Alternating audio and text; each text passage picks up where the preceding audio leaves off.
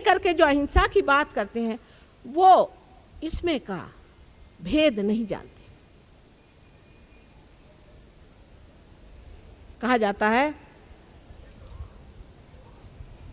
हंसा श्वेता बका श्वेता को भेदो बक हंस यो नीरक्षीर विवेके तू हंसा हंसा बका बका। उसका विवेक जब तक आपके अंदर आएगा नहीं तब तक आप समझ नहीं सकते धर्म क्या है।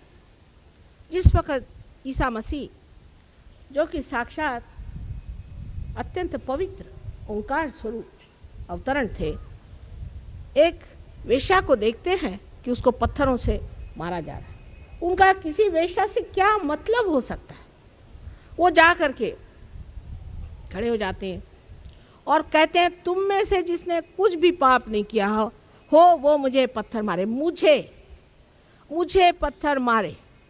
और सब ने अपने पत्थर डाले, क्योंकि वो जो अधिकार सत्य का उनके अंदर था उसके आगे चलना कठिन बात है। समझने की कोशिश करिए। आज हमारे देश में व्यक्तित्व नहीं है, चरित्र नहीं है। हम लोग रो रहे हैं, चरित्रहीन, दुर्बल, निर्बल, एक तरह से गुलामी लिए हुए इस पैसे के पीछे में चाहे जो करने के लिए हम लोग तैयार हो रहे हैं। उसकी वजह यह है कि अभी हमने ये जाना नहीं धर्म क्या होता है। जब आपके पास पैसा नहीं है, ठीक है, इसलिए गरीबों का पैसा लूटने की जरूरत नहीं। और अगर आप ही खुद, जैसे मैंने कल कहा आपसे कि आप शराब पीते हैं, तंबाकू खाते हैं, सिगरेट पे सिगरेट पीते हैं और यहाँ पर जाके स्ट्राइक करते हैं कि हमें ज़्यादा पैसा दीजिए, काहे के लिए? शराब ज़्यादा पीने के लिए। धर्म में आने का मतलब ये होता है कि एक संतुलन में रहना, एक मध्य भाग में रहना, इसको कि मॉडरेशन कहना चाहिए। जैसे इंसान हर एक चीज़ में अति पर चला जाता है, उस अति से छूटकर बीचों बीच खड़ा रहना, ये धर्म। अनेक धर्म बताए गए हैं, ये हमारे अंदर जो सद्गुरु हो गए उन्होंने बनाए हुए। स्त्री धर्म, स्त्री धर्म दो ही तरह के मैंने अपने देश में देखे। या तो आदमियों के जूते खाइए और या तो आदमियों को जूते मारिए, बीच में कोई चीज़ दिखाई नहीं देती। या तो सीता जी को एक धोबी घर से निकाल देता है और या तो कोई ऐसी औरत या कोई आकर के सारे लोगों की नाक कटा देती है। पति धर्म, पत्नी धर्म, मातृ धर्म, पितृ धर्म, ये सारे रिश्तेदारी के धर्म हैं।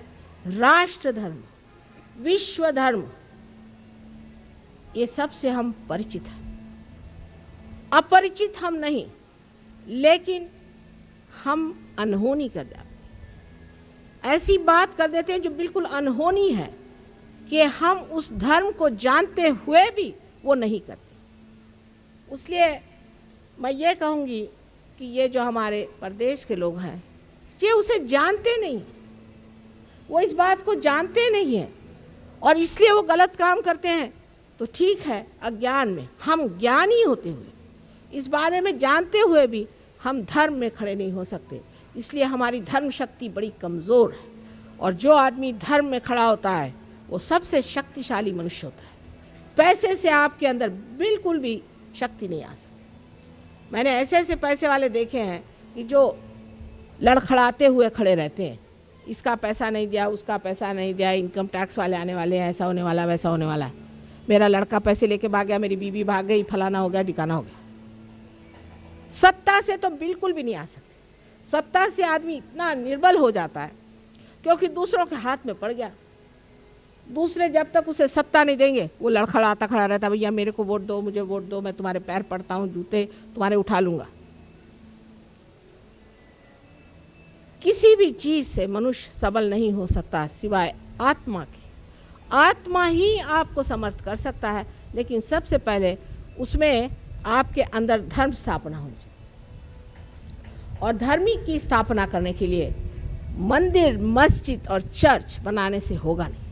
अपने मंदिरों का हाल सुनिए तो भगवान बचा रखे, और चर्च का हाल मुझसे पूछिए आप और मस्जिदों का हाल उनसे पूछिए जो मस्जिद में बैठ करके और गलत गलत सलाह करते, मंदिरों में बैठ करके बंदूकें चलाते। ये लोग धर्म को जानने वाले नहीं हैं, अधर्मी हैं, धर्म के नाम पे महा अधर्म कर रहे हैं। और आज हम ही इस बात को कह सकते, दूसरों की हिम्मत नहीं इस बात को कहें कि ये धर्म नहीं। धर्म मानवता का धर्म है। उसमें ये नहीं कि आप जाकर के 4 लोगों को बटोर के लाइए और मिशनरी जैसे उनके खाना पीने को देखिए और अपने लिए बड़े बड़े नोबेल प्राइजेस जीते। ये धर्म नहीं है। धर्म वो है जहाँ मनुष्य अपने जीवन को संतुलन में रखता है, उसमें पूरा संतुलन हो जाता है, जहाँ वो प्रेम के धर्म में बसा हुआ रहता है, वो सहज में ही सारा कार्य करता है। कोई सी भी उसके अंदर से अगर ऐसी क्रिया घटित हो जाए जो बहुत ही अभिनव हो, उसके प्रति कोई भी उसे गर्व नहीं होता, ऐसा ही आदमी हम कहेंगे धर्म में होता है। पर आप कहिएगा माँ ऐसे आदमी आएंगे कहाँ से? सो बात ठीक है, ऐसे धर्म के आदमी कहाँ से आएंगे? जैसा मैंने कल कहा कि मार्क्स ने कहा कि ऐसे लोग होने चाहिए कि जो यहाँ स्टेटलेस हो जाए, स्टेट न रहे। ऐसे लोग होना चाहिए कि जो आपस में इतने प्रेम से रहे कि कोई झगड़ा ना हो। सबसे ज़्यादा डिवोर्स तो वहीं होते हैं जहाँ मार्क्सवाद चल रहा है। तो क्या गलती हो गई वहाँ पर? जो कि इन्होंने कहा था कि हम ऐसी स्टेट बनाएंगे, वो नहीं बना पाए। इसकी वजह ये कि वहाँ धर्म नहीं है, वहाँ धर्म नहीं है। और धर्म हमारे अंदर स्थापित करना बहुत ही आसान चीज़ है। जब कुंडलिनी का जागरण होता है तो हमारे नाभि चक्र में जब कुंडलिनी आती है तो उसके प्रकाश से हमारे अंदर आपो आप धर्म जागृत हो जाता है। अधर्मी से अधर्मी मनुष्य भी धर्म में उतर जाता है। पर जो मनुष्य अंदर से धार्मिक है उसके लिए कुंडलिनी का जागरण बहुत ही आसान है।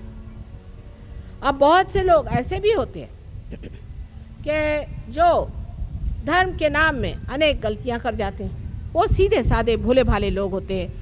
जैसे ये बता रहे थे, हमने ऐसे बहुत सारे देखे, विलायत में भी देखे और यहाँ भी देखे हैं, जो कि गुरुओं के चक्कर में घूम पड़ते हैं और उसमें पैसा देते हैं और उनके चरण छूते हैं और उनसे सोचते हैं कि भाई अगर हमारा गुरु जाएगा स्वर्ग में तो हमें भी साथ ले जाए। लेकिन वो तो नर्क में जा रहे हैं और उनके साथ सभी नर्क में जाने वाले। उसके लिए पैसा देकर के आप नर्क जा रहे हैं। एक बात आपको जान लेना चाहिए कि कोई सा भी गुरु जो रुपया पैसा मांगता है वो सद्गुरु नहीं हो सकता। आप परमात्मा को खरीद नहीं सकते। आप कुंडलिनी को पैसा दिखाकर जागरूक नहीं कर सकते। वो वही चीज़ है जो मनुष्य कर सकता है कि वो पैसे से लुभा सकता है लोगों को। लेकिन कुंडलिनी एक जीवंत शक्ति है, शुद्ध इच्छा है और कोई सा भी शुद्ध मनुष्य पैसे से जीता नहीं जा सकता, ना खरीदा जा सकता। इसलिए आप जान लीजिए कि कोई भी आदमी आपसे यह कहे कि तुम्हारे कुंडलिनी जागरण का इतना पैसा दो या तुम्हारे आत्म साक्षात्कार इतना पैसा दो, तो उस पर विश्वास नहीं करना चाहिए। लेकिन फिर यह प्रश्न किया जाता है कि यह धर्म की शक्ति क्यों बढ़ाई जाए और धर्म में शक्ति रहने से क्या फ़ायदा हो, जो बिल्कुल पर्याप्त है। सही बात है कि अगर आप धर्म की बात कर रहे हैं, संतुलन की बात कर रहे हैं और अति में नहीं जाना चाहिए इसकी बात कर रहे हैं, तो आखिर क्यों? जब आप कोई प्लेन को देखते हैं जो आकाश में उड़ता है, उसके उड़ान से पहले देखा जाता है कि वो संतुलित है या नहीं, उसके सब पेच कसे हुए हैं या नहीं, वो सब पूरी तरह से जुटा हुआ है या नहीं। उसी प्रकार धर्म से मनुष्य में वो शक्ति आती है जिससे वो उड्डान कर सकता है। उसका उड्डान बहुत आसान और बिल्कुल सीधा पहुंचता है अपने लक्ष्य की ओर जब वो धर्म में खड़ा होता है। बाह्य के धर्मों की मैं बिल्कुल भी नहीं बात कर रही हूँ, लेकिन अंदर के अपने धर्म होते हैं। जैसे कार्बन की वैलेंसी जो 4 है, ये उसके धर्म है। कार्बन का धर्म है कि उसकी 4 वैलेंसी। और उसी प्रकार हमारी 10 वैलेंसी है, हमारे 10 धर्म हैं। उन 10 धर्मों को हमें संभालना चाहिए और जब तक हम उन 10 धर्मों में संतुलित नहीं होते हैं तब तक हमारी उड्डान नहीं हो सकती। पर आज का सहयोग और तरह का है। इसमें पहले तो ये होता था कि चक्रों की सफाई की जाए, हर एक चीज़ को धर्म में बिठाया जाए, ज़बरदस्ती उस शिष्यों को काफ़ी उनकी परीक्षा ले करके और उनसे बताया जाता था कि अच्छा भाई तुम ऐसा करो कि पहले अपने को धर्म में उतारो, फिर यम नियम में आओ, फिर ये करो। अष्टांग योग होते थे। लेकिन हमने ये विचारा कि ये बड़ी कठिन बात है आजकल की इस कश्मकश की ज़िंदगी में। बड़ा मुश्किल है इंसान के लिए कि वो बैठ करके अपने चक्रों को साफ करे और ध्यान करते बैठा रहे घंटों, या जंगलों में घूमता फिरता रहे, और उसकी कोई ज़रूरत मैं तो महसूस कभी नहीं करती। पर एक कार्य करना था, वो ये कि इस उड्डान को पहले बना लो, किसी तरह से टिमटिमाता क्यों न हो, पर आत्मा का दिया इनके चित्त में भर दो। जब आपको एक कंदील जलाना होता है तो आप क्या करते हैं कि उस कंदील को साफ़ कर लेते हैं, और साफ़ करने के बाद में आप उसमें दीप जलाते हैं, फिर देखते हैं वो गंदाइयाँ भी, फिर उसको निकालते हैं, फिर साफ़ करते हैं, फिर उसको जब पकड़ते हैं लाइट में तो फिर वो गंदा लगता है। लेकिन हमने ये सोचा कि अगर इसमें दीप ही जला दें तो उसे देखते ही साथ आप समझ जाएंगे कि अरे हमारे कंदील में तो ये खराबी है। उसकी जानकारी होते ही आप अपने आप स्वयं ही उसे स्वच्छ कर लेंगे और आप ही अपने गुरु हो जाएंगे। फिर गुरु का चक्कर खत्म हो गया।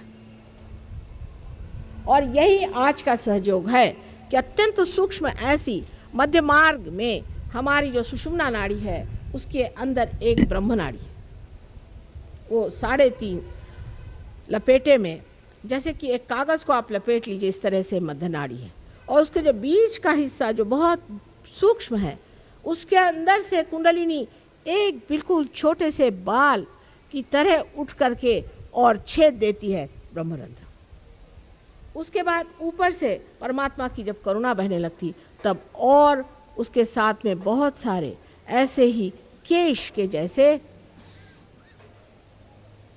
बिजली के तरह तार जैसे उठते हुए कुंडलिनी 6 चक्रों में भेदती हुई ऊपर तक चली जाती है। जो आदमी संतुलन में रहता है, जिसने हमेशा धर्म का पालन किया है, जो धर्म में रहता है, अपने गौरव से रहता है, ऐसे आदमी की कुंडलिनी खट से पूरा की पूरा ब्रह्मरंध्र छेद करके ऊपर चली जाती है। ऐसे हमारे यहाँ कुछ लोग हैं, लेकिन वो देहातों में रहते हैं, शहरों में नहीं। शहर में तो पहली भूत की ये दशा है कि वो अहंकार रूपी बड़ा सुंदर सा जान पड़ता है, और उस अहंकार में डूबे हुए हम कठिनाई से पाते हैं। अभी थोड़े दिन की बात है, हम देहातों में ज़्यादा घूमते हैं, आप जानते हैं। 4-5 दिन हुए होंगे, एक गांव है अस्त गांव, जो कि बहुत ही छोटा गांव है, और उस गांव में बहुत दूर दूर से लोग अपने बैलगाड़ी में पैदल आए, हज़ारों की तादाद, और कुछ नहीं। मैंने कहा ऐसे हाथ करो, और थोड़ा सा संतुलन दिया। बताओ कितनों के हाथ में ठंडक आ रही है? सबने हाथ उठा दिए और सबने बता दिया कि हमने पार हो गए, और बस खुश हो गए, उनकी शक्लें बदल गई। अब लोग कहते हैं कि माँ आप तो देहाती लोगों को ज़्यादा पसंद करती हैं, और जो मराठी में कहते हैं जेकार आंजले गांजले उन्हीं को आप देखती हैं, और जो धड़धाकट है उनको नहीं जानती। मैंने कहा भाई धड़धाकट तो कोई परमात्मा की ओर तो आए। जो शहरों में रहने वाले लोग हैं उन पे जो मैंने कल आपको बात बताई थी कि अधोगति की ओर जा रहे, चित्त उनका हमेशा गलत ही चीज़ों की तरफ जाता है, जहाँ नहीं जाना चाहिए वहीं जाता है। उसकी वजह यह है कि हमने अपना जो मार्ग लिया हुआ है वो उल्टा है। इसको उलटना चाहिए, इसको ऊपर की ओर लाना चाहिए, ऊर्ध्व गति में जाना चाहिए। सो कैसे? पूरी सिस्टम बदलना चाहिए। मैंने कल आपसे कहा जब तक ये पूरी सिस्टम नहीं बदलेगी तब तक हम लोग ठीक नहीं हो सकते, और ये बदलना हम लोगों का कार्य है कि जब हम योगी जन हो जाएंगे तो अपने आप सिस्टम बदल जाएगी। आखिर सिस्टम भी तो इंसान ने बनाई है, और दूसरी सिस्टम भी यही योगी जन बनाएंगे, जहाँ हम ऊर्ध्व गति को प्राप्त होंगे। इस ऊर्ध्व गति को प्राप्त होने से आप सत्य को जानेंगे, अब सत्य क्या है? सत्य एक छोटी सी व्याख्या में कहा जा सकता है कि सत्य यह है कि आप आत्मा हैं। आप अहंकार, मनोविकार, शरीर आदि कुछ भी नहीं, आप स्वयं आत्मा हैं। ये परम सत्य। और इसको जानने के लिए आपको आत्मा होना पड़ेगा। जब तक आप आत्मा नहीं हुए तब आपके लिए हर एक चीज़ जो बेकार है वही आप है। आपका मकान है, आपका ये है। जब तक आप ये कहते कि ये मेरा है तब तक आप वो नहीं है। जब तक आप कहते हैं कि मेरी मोटर है, माने आप मोटर नहीं है। लेकिन जब आत्मा आप हो जाते हैं तो आप कहते हैं माँ मैं आत्मा हूँ, मैं आत्मा हूँ। ये सत्य। लेकिन जैसे ही सत्य हमारे अंदर प्रकटित होता है तब हमारे चित्त में क्या परिवर्तन हो जाता है? सबसे पहले तो इस आत्मा के प्रकटीकरण से जो लोग बुद्धिवादी होते हैं उनके बुद्धि में प्रकाश आता है, और जो हृदयवादी होते हैं उनके हृदय आनंद से डोलने लग जाते हैं। तो उसके बारे में मैं कल बताऊं। लेकिन आज बुद्धिवादियों की बात मैं बताती हूँ कि जो बुद्धिवादी होते हैं उनकी बुद्धि में एक प्रकाश आ जाता है, और वो देखते हैं कि यहाँ बैठे बैठे हम महसूस कर रहे हैं इन उंगलियों के अग्रों में कि इस आदमी में क्या शिकायत है और हम में क्या शिकायत है। हम किस तरह से इस चीज़ को महसूस कर रहे हैं। एक बार जब शुरू में इंग्लैंड में हमने काम किया, आप आश्चर्य करेंगे, 4 साल तक हम 7 आदमियों की खोपड़ी ठीक बैठे करते रहे। परेशान हो गई तबीयत। मैंने कहा इससे अच्छा उस हिंदुस्तान में काम करे, पर क्या करें, हमारे पति की वहाँ नौकरी है। तो मैंने कहा चलो इन पे कुछ हाथ चला सके। तो 7 साल तक हमारे परेशान हो गए। 4 साल तक हमने 7 आदमियों पे मेहनत करी। लेकिन उस वक़्त एक साहब जब वो पार हुए तो उन्होंने कहा कि आप कहते हैं, उनको तो विश्वास नहीं होता ना कि यहाँ बैठे बैठे आप सामूहिक चेतना में जागरूक हो जाते हैं, और ये सामूहिक चेतना आपके नसों पे प्रदर्शन देती है, उसकी प्रचिति देती है। तो किस तरह? मैंने कहा अच्छा तुम कोई सवाल पूछो। कहने लगा कि अच्छा मेरे पिता की चिट्ठी नहीं आई, बहुत दिन से टेलीफोन नहीं आया, मैं जानना चाहती हूँ मेरे पिता कैसे। अच्छा, मैंने कहा ऐसे हाथ करके और तुम ध्यान करो अपने पिता का। एकदम से उनकी उंगली यहाँ पर बुरी तरह से जलने लगी। कहा माँ इसका क्या अर्थ हुआ? मैंने कहा देखो बेटे, ये सब आपके पिता के चक्र हैं, और ये जो है विशुद्धि चक्र है। तो अंग्रेजी में मैंने कहा कि he must be down with very bad bronchitis. और जब मैंने ऐसे कहा, उसने कहा सच बात है? मैंने कहा तो फ़ोन करो। जब उन्होंने फ़ोन किया तो उनकी माँ फ़ोन पर आई और उन्होंने यही वाक्य कहा, your father is down with very bad bronchitis. उसके बाद उनका अच्छा अब क्या करें? मैंने कहा अच्छा मैं तुमसे बताती हूँ इसको किस तरह से ठीक करना। और जब वो किया तो 1 घंटे बाद उनकी माँ का फ़ोन आया। उनका भाई पता नहीं क्या चमत्कार हो गया कि तुम्हारे फादर एकदम आधे घंटे बाद उठ के खड़े हो गए, इस परफेक्टली ऑलराइट। ये चित्त की कमाल, जिसे चित्त कहते हैं, ये असली चित्त है जिसमें सत्य का प्रकाश आ जाता है। यहाँ बैठे बैठे आप ये सब कार्य कर सकते हैं। आज तक मनुष्य ने कोई सा भी जीवंत कार्य नहीं किया, सब मरा हुआ कार्य हम लोग कर रहे हैं। मैंने कल ही बताया आपसे, जीवंत कार्य सिर्फ आत्मा के प्रकाश से हो सकता है, जबकि हाथों के उंगलियों के सहारे सारी कुंडली नहीं उठती है। आज आपने डॉक्टर वॉरेन को सुना है, इनकी जो बातें हैं, जो भी कहा, इससे बहुत गहरे आदमी हैं। इन्होंने कम से कम कुछ नहीं तो 4-5 हज़ार ऑस्ट्रेलिया के लोगों को आत्मदर्शन दिया, और इन्होंने कुल वहाँ 12 शहरों में सेंटर्स खोले हैं। सिर्फ सिडनी में ही 7 सेंटर्स हैं। इतना इन्होंने कार्य किया, और ये आदमी बिल्कुल गए बीते हालत में यहाँ आए थे, बहुत बीमार थे। इतनी समर्थता इस आत्मा ने दे दी। यही समर्थ, यही कहा जाता है मराठी में, समर्थाचिया वक्र पाहे असा सर्व भूमंडली कोण आहे। हमारे शिवाजी महाराज भी आत्म साक्षात्कारी थे। देखिए उनका जीवन कितना शुद्ध था। कर आप तुकाराम या ज्ञानेश्वर जी, नामदेव जी, गोरा कुंभार, किसी का भी जीवन देखें तो आप कहेंगे कि माँ इतने शुद्ध कैसे थे? क्योंकि आत्म साक्षात्कारी थे। आत्म साक्षात्कारी मनुष्य शुद्ध रहता है, अपने में समर्थ रहता है, और किसी तरह से आशंकित नहीं रहता है। हर समय जानता है कि उसकी रक्षा परमात्मा करने वाले हैं। आपको परमात्मा के साम्राज्य में आना चाहिए। आजकल के ज़माने में ये बातें करना, लोग सोचते हैं ये निरी बेवकूफ़ी है, क्योंकि जो बेवकूफ़ होते हैं वो दूसरों को हमेशा इस तरह से समझते भी। लेकिन बात सही यह है कि जो हज़ारों वर्षों से अपने देश में कहा गया है कि आत्म साक्षात्कार को प्राप्त करिए, वो बात बिल्कुल सही है। और वही बात आज मैं दोहरा रही हूँ। इन लोगों की बातों में आ करके, इन लोगों के झांसे में आ करके आप दूसरी बेवकूफ़ी कर रहे हैं। पहले इनके झांसे में आके देश को बेच डाला, और अब इनके झांसे में आ करके आप अपनी जो पुरातन सबसे बड़ी चीज़, मूल्यवान चीज़ है, उसको भी खो देंगे। कुंडलिनी का जागरण करना कोई आज की बात नहीं है। मार्कंडेय को कहते हैं कि 14,000 वर्ष पहले उन्होंने कुंडलिनी का जागरण किया था। जनक राजा ने नचिकेता का कुंडलिनी का जागरण किया था। उस वक्त एक ही दो लोगों का जागरण होता था, क्योंकि जिंदगी के इस वृक्ष पर एक ही दो फूल लगते थे। पर आज मैं कहती हूँ कि मौसम बहार का है, हजारों फूल तैयार है, जिसके लिए नल दमयंती आख्यान में लिखा हुआ है कि कल युग में ही ऐसा समय आएगा जहाँ पर कि हजारों लोग एक सर्वसामान्य घर गृहस्थी में रहने वाले आत्म साक्षात्कार को प्राप्त होंगे। नाड़ी ग्रंथ नाम का एक ग्रंथ भृगु मुनि ने न जाने कितने हजारों वर्ष पहले लिखा था। उसमें स्पष्टता लिखा हुआ है कि इस तरह का समय आने वाला है जब लोगों की सहज में कुंडलिनी जागृत हो जाएगी।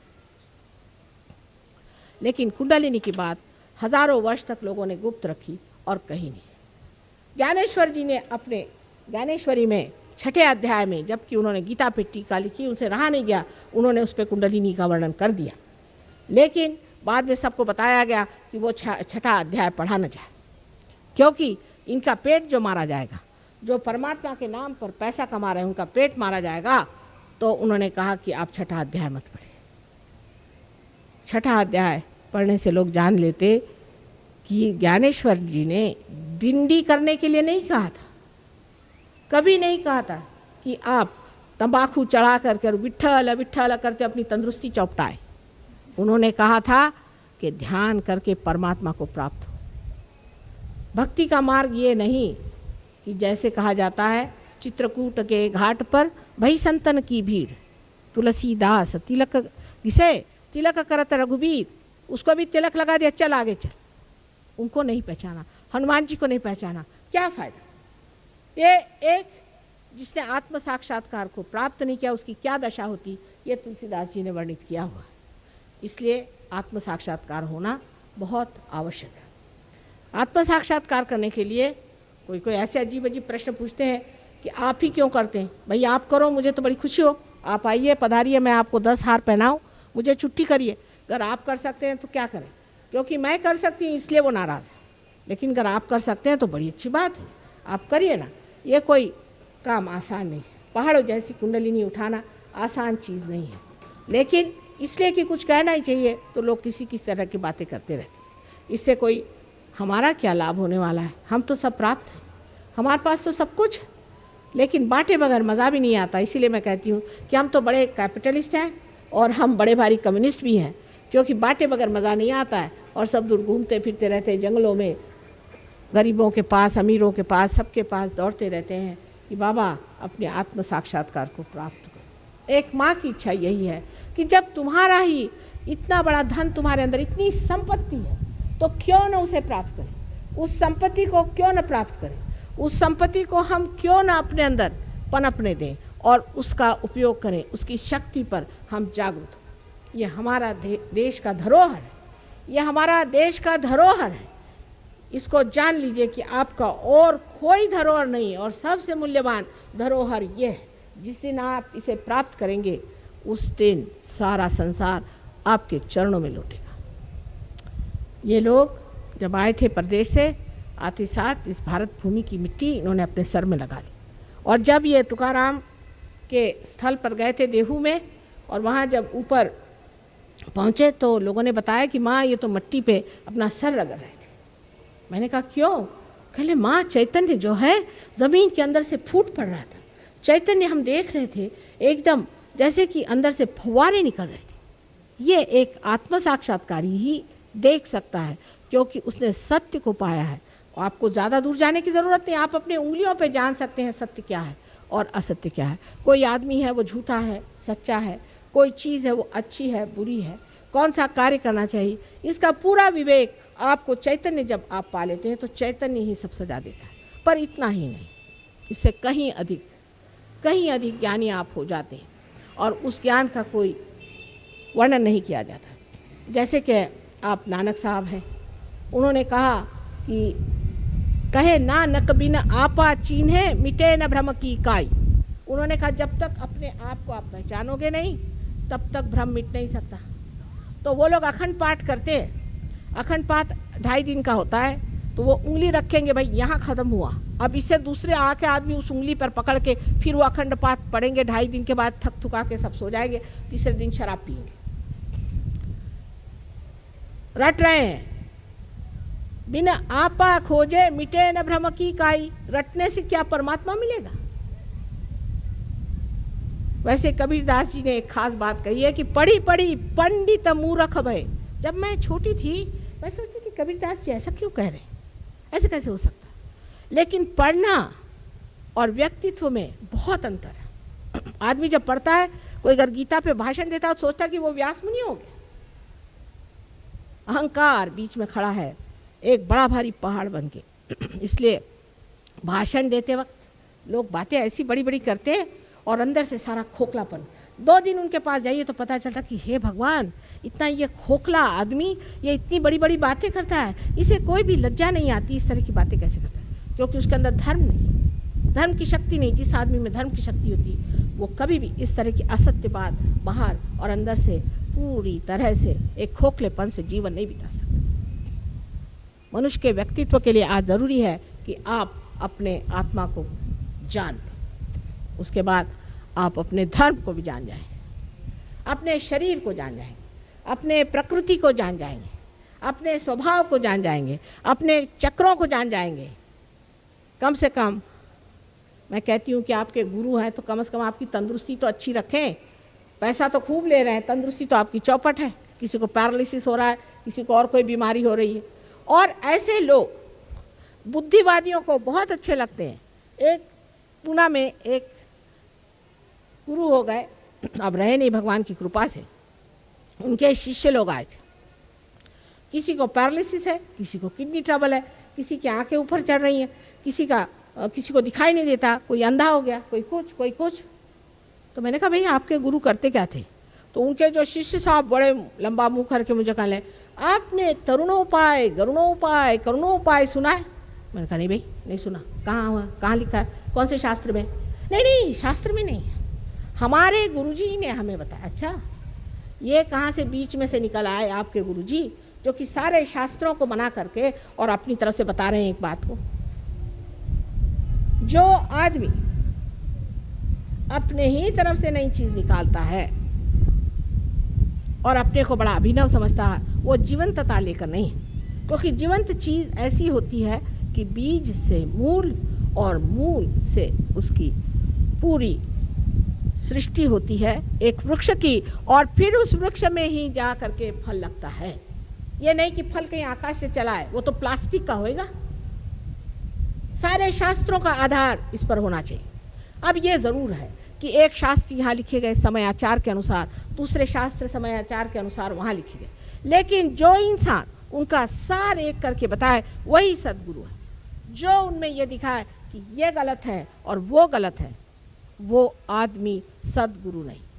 साईनाथ, शिरडी के साईनाथ, उनके मैं जब जगह गई थी तो मुझे बड़ा आनंद आया। उन्होंने लिखा है कि किसी भी धर्म की निंदा करना महापाप है। धर्म चीज और है, और उस धर्म के पालने वाले उसके उल्टा मुंह करके बैठे हुए। इसलिए उनके पालने वालों से आप धर्म को गालियां मत दीजिए। धर्म चीज और है, और ज़्यादातर धर्म इसलिए लोग इस्तेमाल करते हैं कि यही एक पाखंड से वो ज़िंदगी में रह सकते हैं। जैसे हमारे बम्बई में एक बार बड़ा भारी स्मगलिंग केस हुआ, तो जब उन्होंने विलायती शराब लाई तो वो गीता के किताबें बना बना करके ऐसी झूठ मूठ की उसके अंदर रखे ला, क्योंकि गीता को कौन पूछेगा। इसी तरह से धर्म है, बड़ा भारी टीला विला लगा लीजिए, एक नाटक बना लीजिए और धर्म का नाम ले लीजिए तो लोग चले आपके पैर पे। धर्म के लिए संसार छोड़ने की जरूरत नहीं, घर द्वार छोड़ने की जरूरत नहीं। कोई चीज जब पकड़ी नहीं तो छोड़ेंगे किसे? जिसने किसी चीज़ को पकड़ा हो वही तो छोड़ेगा। आज ठीक है, हमारे पति हैं, उनकी एक फैमिली है, पिता की एक फैमिली है, उनका एक ढर्रा है, उस घर में रहने का है, ठीक है, उस ढंग से हम रह रहे हैं। कल अगर आप जंगलों में कहिए, जंगलों में रहेंगे, हमारी अपनी बादशाहत है। हम थोड़ी ना कि ये चीज़ चाहिए हमको, वो कंफर्ट चाहिए हमको, एयर कंडीशनिंग चाहिए, ये तो भिखारियों के लक्षण है। और जो भिखारी होता है वो कोई गुरु नहीं हो सकता। जो आपके टुकड़ों पे पलता है वो कोई गुरु होगा? आपसे अगर कोई कहे कि मेरे घर में आपके मुफ्त रहे तो आप रहिएगा, जिसमें इतना भी आत्माभिमान नहीं। ऐसे आदमी को आप लोग गुरु मान लेते हैं और उनको पैसा रुपया देते रहते हैं, उनकी बकवास सुनते रहते हैं, तो आपके लिए भी क्या कहा जाए। ऐसे लोग मार खाते, उनकी कुंडलिनी हाथों हाथ हो जाती। मैंने देखा है हताहत इतनी बुरी तरह से होती है कि कभी कभी किसी किसी की कुंडलिनी जैसे कोई किसी ने मार मार के उसके बिल्कुल धजड़ा बना दिया, इतने उसमें छेद दिखाई देते हैं और माँ छटपटाती रहती बेचारी आपकी माँ कि इसको कैसे मैं रियलाइजेशन दूँ, इसका मैं कैसे उत्थान करूँ। तो परिवर्तन होना चाहिए, आपके अंदर परिवर्तन होना चाहिए। और परिवर्तन ऐसा होना चाहिए कि दुनिया कहे चमका हुआ ये सितारा है, ये चमक गया है, इसके मुंह पर ये कांति आ गई, ये कितना बढ़िया आदमी हो गया। हमने ऐसे ऐसे लोग देखे कि एक रात में शराबी कबाबी आदमी था, इतना शराबी आदमी कि आके मुझे वो गालियां दे रहा था, और दूसरे दिन पार होते ही आप उनकी शक्ल नहीं पहचान सकते, क्योंकि आदमी समर्थ हो जाता है, इतना शक्तिशाली होता है कि किसी भी तरह की गंदगी, किसी भी तरह की बुराइयां, किसी भी तरह की गुलामी वो नहीं करता। हमको कोई संत साधुओं से थोड़े कहना पड़ता था कि भाई तुम शराब मत पियो, उनके लिए कोई शराबबंदी थोड़ी करनी पड़ती थी। वो स्वयं इतने शुद्ध थे कि जहाँ जाते थे वहीं लोग इसको छोड़ देते। लेकिन इतना ही नहीं, जिस वक्त आप सत्य को प्राप्त होते हैं तो इसका एक प्रकाश है, उस प्रकाश में जब आप दूसरों को देखते हैं तो आपको नज़रअंदाज आ जाता है कि इस आदमी को क्या परेशानियां हैं और उसकी सहायता कैसी है। सबसे बड़ी तो बात यह है कि सत्य का प्रकाश स्वयं प्रेम है, और प्रेम में क्षमा। हर समय आदमी चाहता है कि इसको क्षमा कर दे, और जब कोई सहयोगी आके कहता है माँ इसे थोड़े दिन क्षमा कर दीजिए, मुझे बड़ा आनंद होता है कि देखिए इसने ये सहानुभूति से कहा कि माँ इसे क्षमा कर दीजिए, ये ठीक हो जाएगी। इस तरह से जिसको हम सत्य समझते हैं उसको हम सोचते हैं कि सत्य वाला आदमी एकदम ऐसा होता है जैसे दुर्वासा थे। अधिकतर जो लोग सत्य की बात करते हैं वो अधिकतर ऐसे ही होते हैं, बड़े कठिन जीव, क्योंकि आगे आप खड़े नहीं हो सकते। लेकिन जो परमात्मा के सत्य को जानता है वो प्रेम का सागर होता है, वो करुणा का सागर होता है। उसके एक दृष्टि के कटाक्ष से आपका पूरा निरीक्षण हो जाता है। इतना ही नहीं, लेकिन आपकी सारी दुविधाएं दूर हो सकती। ये बात सच्ची है, इसको आप आजमाएं और देखें। लेकिन जो अहंकार पूर्ण है उनके लिए सहयोग नहीं है, उनके लिए सहयोग नहीं है। जो नम्रतापूर्वक सहयोग में आना चाहें उन्हीं के लिए सहयोग है, अहंकारी लोगों के लिए सहयोग नहीं है। इसलिए कृपया ये जान लीजिए कि जो लोग अहंकार पूर्ण यहाँ पर कुछ तमाशा देखने आए हों, उनके लिए बेहतर होगा कि वो कहीं जाकर और अच्छा तमाशा देखें। जो अपना तमाशा देखना चाहते हैं, जो खुद को देखना चाहते हैं, जो आपा चिन्हना चाहते हैं, वो यहाँ पर बैठे। इसी से आप सत्य को जानेंगे, और सत्य को जानने का मतलब कभी भी बुद्धि से नहीं होता है, लेकिन आत्मन्येव आत्मनि तुष्टः, आत्मा से ही आत्मा को जाना जाता है। ये बड़ी कमाल की चीज़ है कि जब आत्मा हमारे अंदर जागृत होता है तब इस आत्मा से ही हम सर्वव्यापी इस आत्मा को जान सकते हैं। इसीलिए बुद्ध ने पहले कह दिया कि तुम भगवान की बात ही मत करो, पहले तुम आत्म साक्षात्कार की बात करो। उस पर लोग कहते हैं कि उनका ईश्वर में विश्वास नहीं था। ये बात नहीं, ईश्वर की बात करो तो लोग खुद ही को ईश्वर कहने लगते हैं। इसलिए बेहतर है कि पहले आत्मा को प्राप्त हो, पहले आत्मा को लें, आत्मा को जानें। और ये सबसे बड़ी चीज़ है जो हमको मिलते ही हम एक दूसरे साम्राज्य में जाते हैं, एक नए व्यक्तित्व में जागते हैं। अब बहुत से लोग ऐसा भी प्रश्न पूछते हैं कि माँ इससे गरीबी कैसे हट सकती है? बिल्कुल हट सकती है। गरीबी मन की होती है, गरीबी पैसे की नहीं होती, गरीबी मन की होती है। आपको आश्चर्य होगा कि जब चैतन्य पूर्ण जो पानी है ये अगर आप अपने अनाज को दीजिए तो उसकी जो फसल होती है वो 10 गुना ज़्यादा हो सकती है। अभी हमारे यूएनओ में एक शिष्य हैं, हमीद नाम है, मुसलमान हैं ईरान के, उन्होंने एक अभी प्रयोग किया हुआ है और उसमें दिखाया कि चैतन्यपूर्ण पानी से एक पेड़ कितना बड़ा हो सकता है। सूरजमुखी के फूल पे उन्होंने प्रयोग किया था और जिसमें कि आप बहुत सारे खत डालते हैं वो भी उससे छोटा ही रहता है और जिसमें कुछ नहीं डालते वो बिल्कुल गिर जाता है।